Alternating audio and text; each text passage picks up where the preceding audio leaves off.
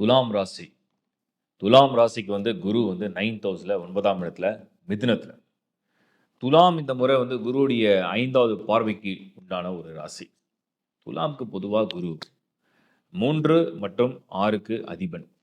சரி 3, 6 துலாம்க்கு வந்து குரு ஒண்ணும் ஃபேவரபிள் பிளானட் கிடையாதே. அவர் என்ன செய்ய போறார்?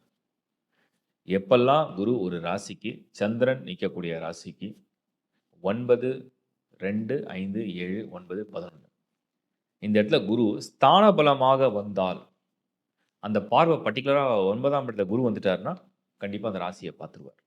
ஏன்னா அவருடைய 5வது பார்வை. அப்ப ஸ்தான பலமா குரு வந்துட்டாருன்னா, அந்த 9ஆம் இடம்ங்கிறது அதிர்ஷ்டமான இடம். துலாம் 5வது பார்வை குரு என்ன செய்வார்? சுபமான எண்ணங்கள் குடுப்பார்.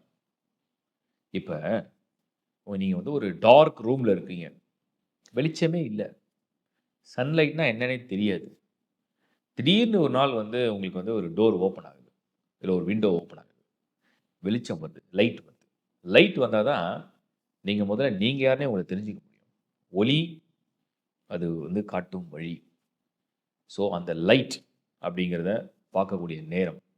அப்படி என்னன்னா, இதுவரைக்கும் நெறைய விஷயம் இதோ இப்ப நடக்கும், இதோ அப்ப நடக்கும், இதோ நடந்துரும், இதோ முடிஞ்சிரும், இதோ கிடைச்சிரும், இதோ ஓகே ஆயிடும், இதோ கிளிக் ஆயிடும் அப்படிங்கிற மாரி நெறைய விஷயம் எல்லாமே பெண்டிங், டிலே, அன்எக்ஸ்பெக்டட் ஆப்ஸ்டக்கிள்ஸ் அதெல்லாம் இப்ப சுபம், நடந்தது, கிடைச்சது, பலன் அடைஞ்சோம், வருத்தம் இல்ல.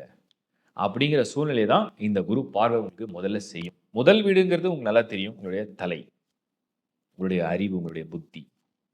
அந்த இடத்துல அந்த குரு பார்வை, உங்களோட அறிவுல வந்து ஒரு தெளிவை ஏற்படுத்தும். ஒரு பாசிட்டிவ் மைண்ட் செட், ஒரு பாசிட்டிவ் வைப். அதுதான் இப்ப துலாம்க்கு கிடைக்கக்கூடிய முதல் பலன். அடுத்தது அதே குரு குட் நியூஸ கொண்டு வந்துருவாரு.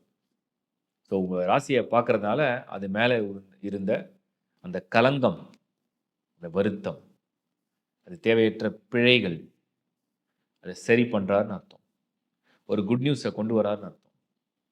அத இந்த குரு வந்து உங்களுக்கு செய்ய போறாரு.